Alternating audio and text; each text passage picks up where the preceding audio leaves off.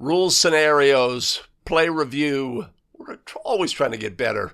Let's do it now. Let's look at plays. Basketball rules expert is in the house. Let's go.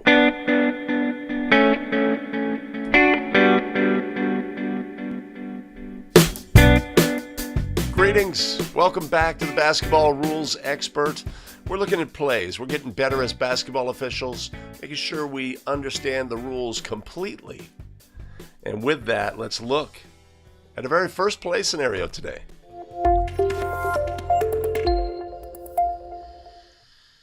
After Team B has another player foul out, they have only 4 eligible players. In a gesture of fair play, Team A coach says that they will only use 4 players as well. The officials rule that they may not do this and that they must have 5 players participating. Were the officials correct? Yes or no? Right? Sometimes a team may not have a lot of players on their roster. The game starts, somebody gets injured, somebody fouls out, and they're down to 4 players. The opposing coach, he doesn't want to play against 5-on-4, right? Maybe it's relatively early in the game. And he says, I want to play with 4, right? We just want a competitive game, right? But in this instance, the officials say, no, you can't do that. You have to have 5. Were our officials in this instance incorrect in saying you must have 5 participate when they only have 4? Were they correct? Yes, they were. This is a requirement that if a team has 5 available, they must participate with 5. Now, we have a situation where a coach doesn't want to do that. What is a possible solution, right? There was recently a case where a team did this. They put the 5th player on the floor, but they just park them near the division line. They don't participate in the game. Therefore, they comply with the rules, but are allowed to play the game 4-on-4 in that situation. So we can require that they have 5 in the game to participate, but we can potentially offer a solution about how they could have the 4-on-4 that they seek while being in compliance with the rules. Onward, next play mentality.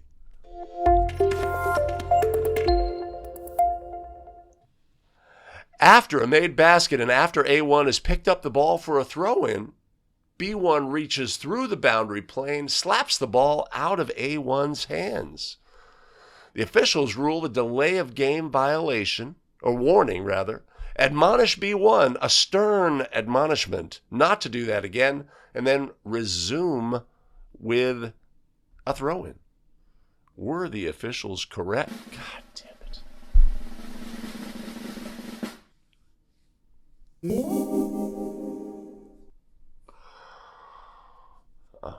I'm okay.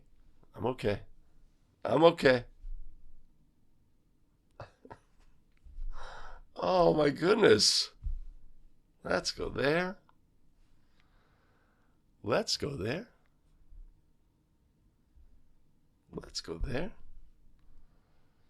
Were the officials correct, yes or no, in this situation, right? Made basket, team's looking to throw the ball in. Opponent of the thrower violates the boundary plane, slaps the ball out of the hands of the thrower. The officials recognize, hey, you violated the boundary plane. That's a delay of game violation. Warning is going to ensue. It says don't do that again to the player. Is that the correct adjudication in this play? Were our officials correct? Yes or no?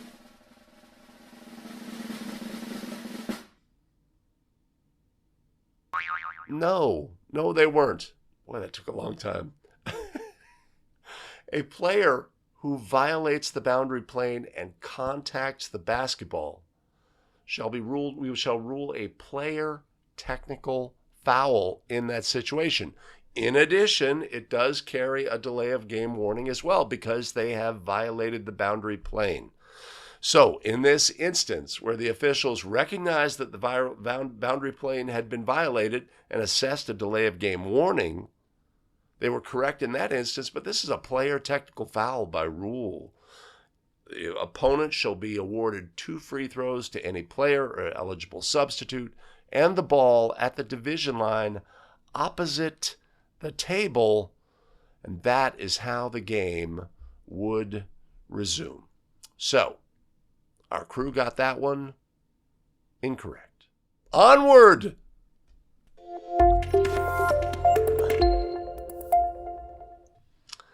A1 is dribbling in the backcourt. As A1 nears the division line, they first bounce the ball in the front court, then step into the front court with their right foot. Then A1 backs out and continues to dribble in the backcourt. The officials rule this to be a backcourt violation on Team A. Were the officials correct? Yes or no? Player dribbles the ball from backcourt to front court, dribbles the ball in the front court, a foot in the front court, but then retreats to the backcourt. Obviously, their body was over the front court. Maybe the ball was over the front court as well. And they rule a backcourt violation in this instance.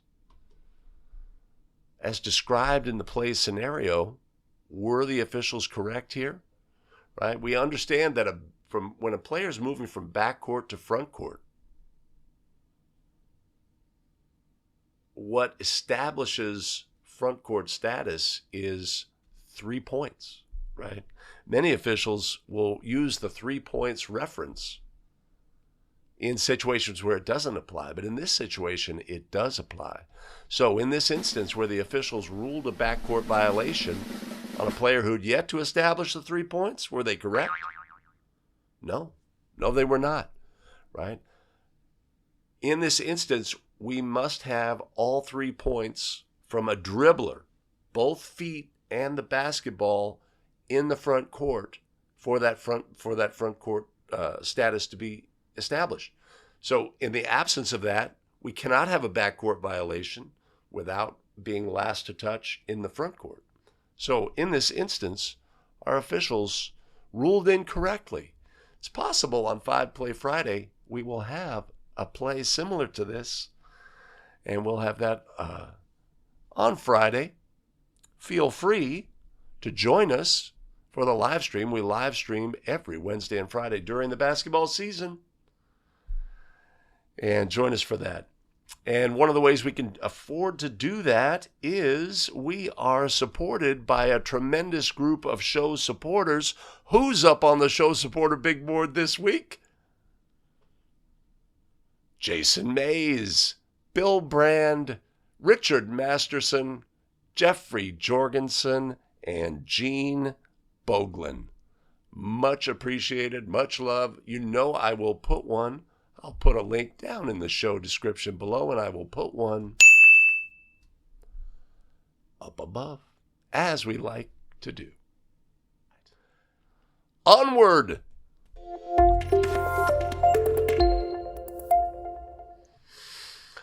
Well, that's a lot of words.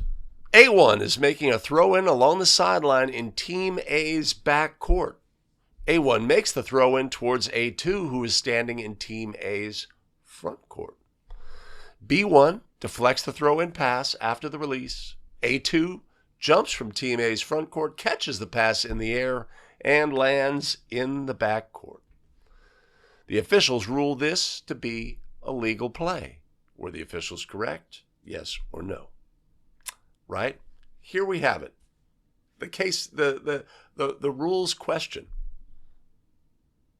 Were they correct in this instance? Yes or no, right? We see this question frequently. Do we see this play frequently? No. Have I ever had this play?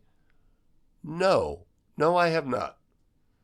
Right? But it is a frequent rules question, so we have to get this play right. Sideline throw-in adjacent to the backcourt.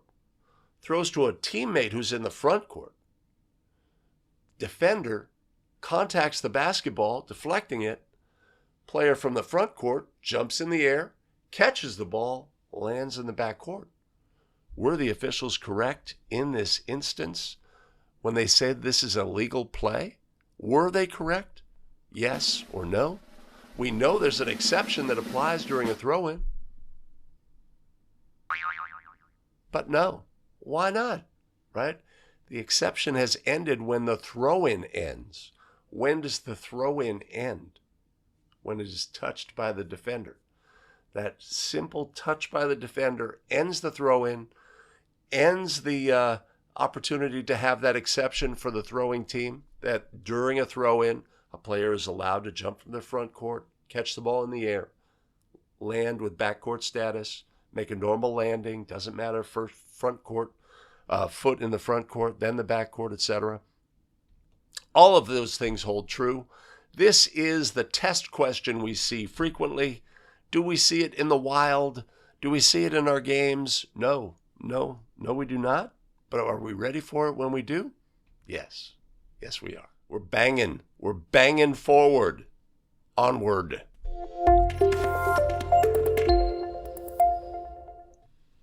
During a throw-in by A1 from the end line by Team A's basket, the throw-in is touched by A2 before it goes across the division line, where it is recovered by A3. The officials rule a backcourt violation on Team A. Were the officials correct in this instance? Yes or no? This is a common play scenario. A throw-in from the end line, thrown back towards the division line, teammate of the thrower contacts the basketball but does not control it. It goes into the backcourt where they do gain control on the court. This is a common scenario, one we have to get right? And it's oftentimes a question for newer officials. It comes up in games. Is this a legal play? The officials in this instance ruled a backcourt violation. Were the officials in this instance correct? Yes or no? This is one that everybody knows that's a backcourt violation, but no, it's not correct. What three components do we have to have to have a backcourt violation? We must have team control on the court. We know that during a throw-in there is team control, but that is only for the administration of fouls. We must have team control on the court. How is team control on the court established? By player control on the court. What is player control by rule? It is a player holding or dribbling the basketball.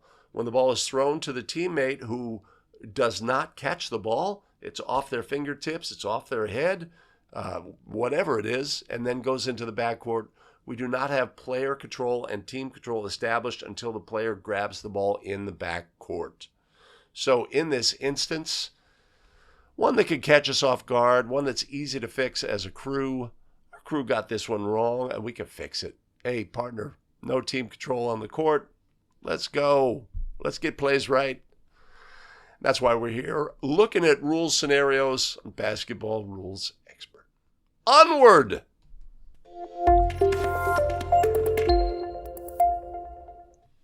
Okay.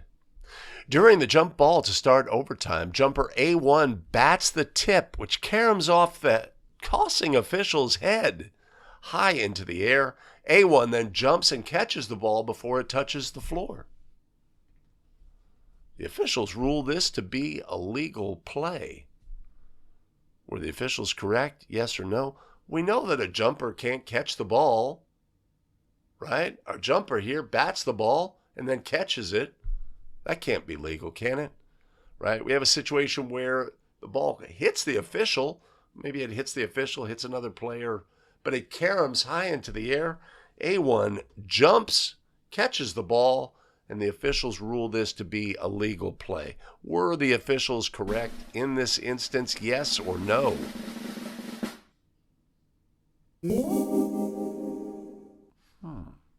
I guess they were. Now, why would the officials be correct in this instance? A jumper cannot catch the basketball until the jump ball ends. So what causes the jump ball to end? We have to know that. Obviously, this is one of the 3 restarts in the game of basketball. Each of the restarts has a start and an end. During these events, there are special rules and restrictions. In a jump ball, there are rules on the jumpers.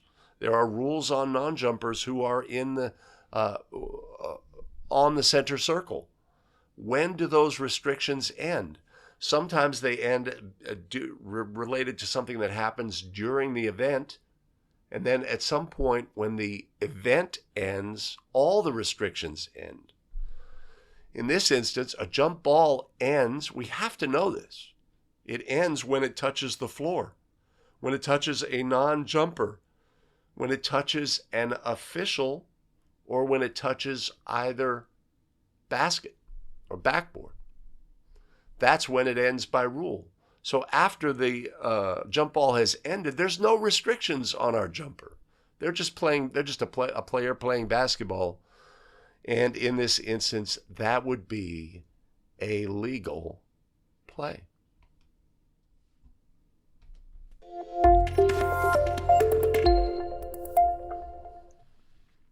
As the referee is preparing to enter the circle for a jump ball, they notice that B2 is standing in front of A2 near the free throw line.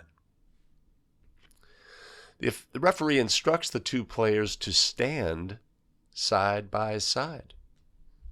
Were the officials correct? Yes or no? Well, this is obvious. Everybody knows that in a jump ball situation, players can't stand in front of each other. Everybody knows that, right? And in this instance, the officials instructed them to stand side by side. In this instance, were the officials correct in doing so? Everybody knows. Everybody knows this is a restriction. That is incorrect, right? It's a myth. It's a myth, right? Who has restrictions during a jump ball? Our jumpers certainly have restrictions, and players who are on the center circle. On the center circle, right? We know that in free throw scenarios, the lane has these very distinct areas, marked lane spaces. During a jump ball, we have something similar around the center restraining circle, except they are no longer marked. They are imaginary spaces that are approximately 3 foot by 3 foot, right? Players on the restraining circle have restrictions. If we had a player standing in front of another player on the circle, that restriction would apply. And the instruction to have them adjust themselves so that they were legal would be appropriate. But a player who's on the free throw line or not on the restraining circle or the center circle has no such restrictions. Don't do it, ref. Don't do it. Onward. As the referee is on the upward motion to release the toss, A2 near the sideline on a designed play sprints towards their goal in anticipation of receiving a pass after the tip. The officials rule a jump ball violation for the player moving prior to the release of the toss. Were the officials correct in this instance? Yes or no? Right? Jump ball scenario, right? I had this in one of my games recently where a team expects to win the tip. They have an advantage. They have a tall jumper.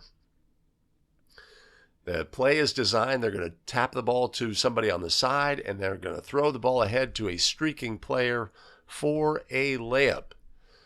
In this instance, the officials recognize that this is going on and assess a violation, a jump ball violation, for the action of the non-jumper. Were they correct in this instance? Yes or no? No.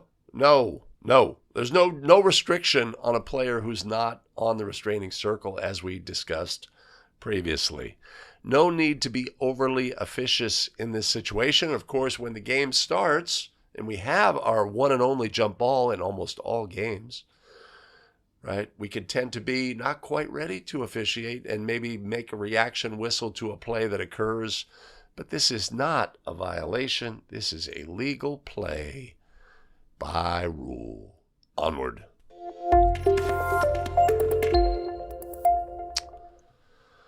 On the jump ball to start overtime, A1 and B1 bat the ball at the same time, causing it to go out of bounds.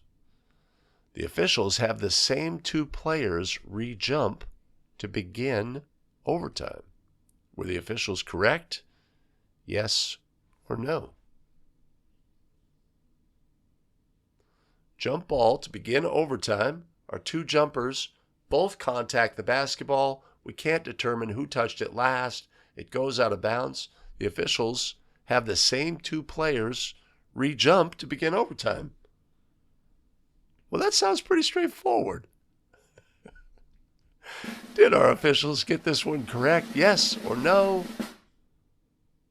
Of course. Of course. It's an odd twist. Easy question. Easy, right?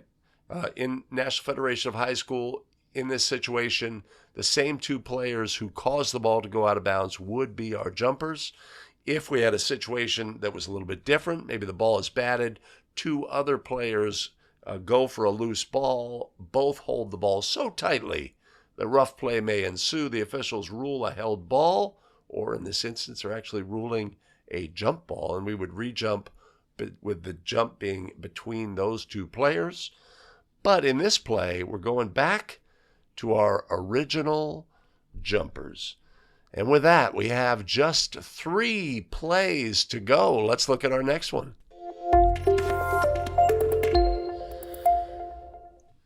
Before the ball is released on a free throw attempt by A1, B1 in a marked lane space extends their arm over the area between the lane spaces and contacts A2 in the second lane space.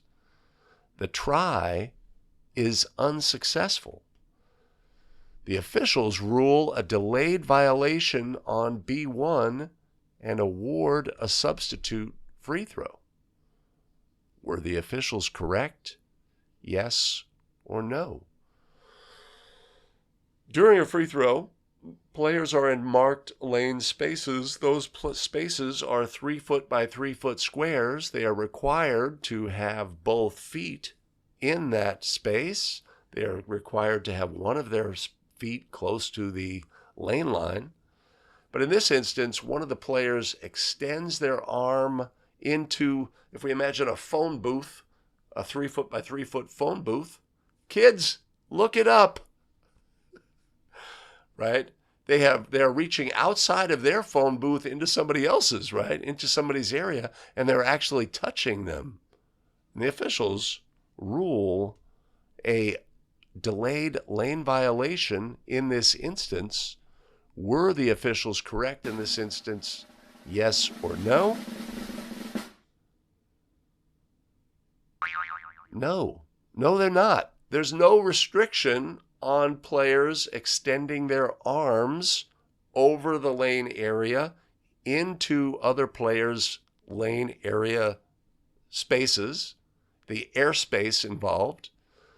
There can be contact between opponents. In this instance, there cannot be illegal contact, but there is no restriction on the arm movements of players in marked lane spaces in this instance. So, our crew got this one wrong, right? It's a misconception that many officials hold. Sometimes we'll delay the administration of a free throw if we have two players who are engaged in a little arm fighting, right? It's not the appropriate time to do that. Are they going to be able to do that as they, position themselves for the resulting potential rebound in this situation? Yes, but in this situation, there is no restriction on the arm movements of those players in marked lane spaces, providing it is not illegal contact. On to our penultimate play. Let's take a look.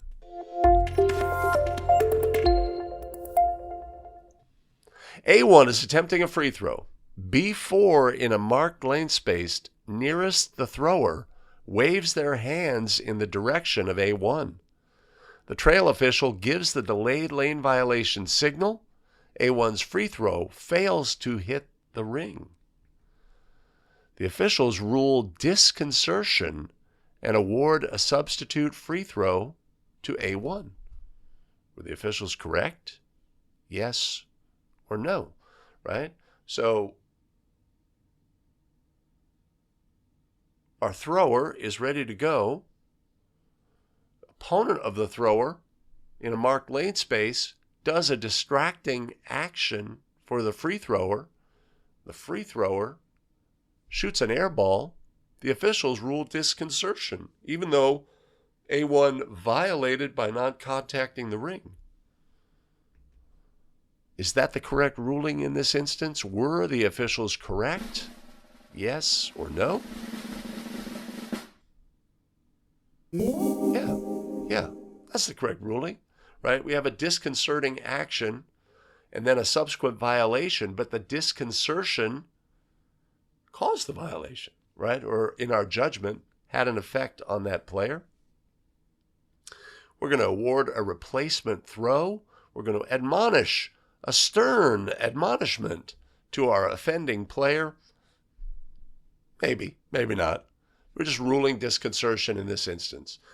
The thrower was ruled to be distracted by the actions of an opponent. An opponent is not allowed to distract the thrower.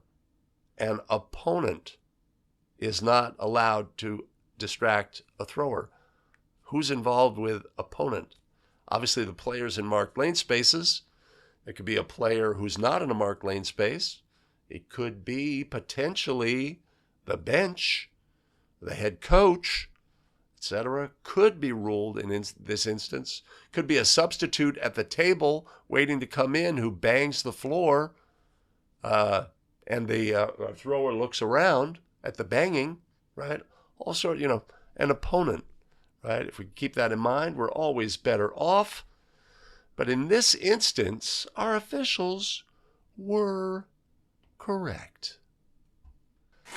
And here we are at many people's favorite part of our show, our very final play scenario.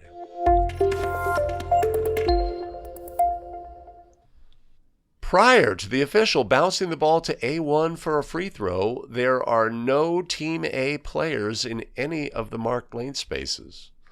B4 moves from the lane space closest to the thrower to the middle lane space, which is normally occupied by a teammate of the thrower. The officials instruct B4 that they are not allowed in that space and they must move back to the other space. Were the officials correct? Yes or no? Well, this makes a lot of sense, right? We know that spaces on marked lane spaces are reserved for each team. The bottom two spaces must be filled by the opponent of the thrower. The second marked lane spaces are for the availability of teammates of the thrower, and the third marked lane spaces opponents of the thrower. So in this instance, when the officials instructed the player who had moved from a opponent of the thrower spot to a teammate of the thrower spot that was not occupied, were the officials correct? Yes or no? Of course they...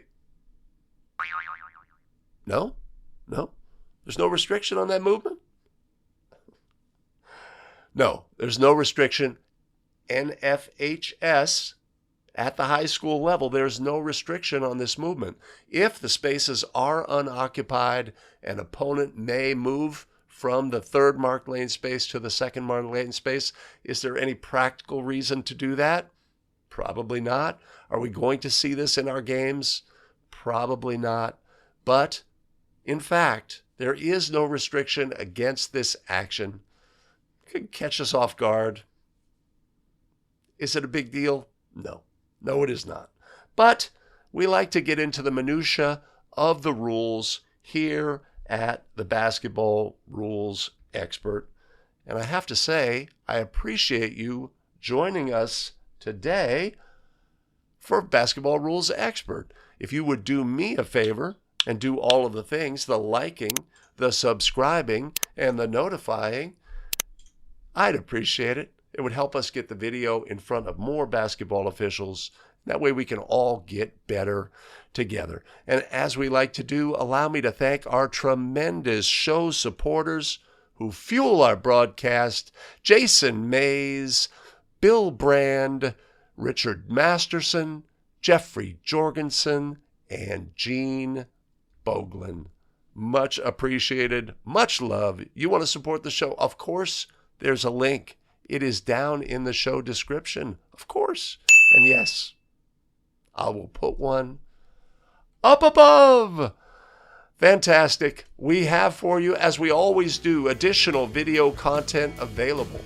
Here is a video that I have selected. Here is a video that YouTube has selected. Your job now is to make your selection. Make a choice. Choose wisely. And we'll see you in the next one. Take care, everybody.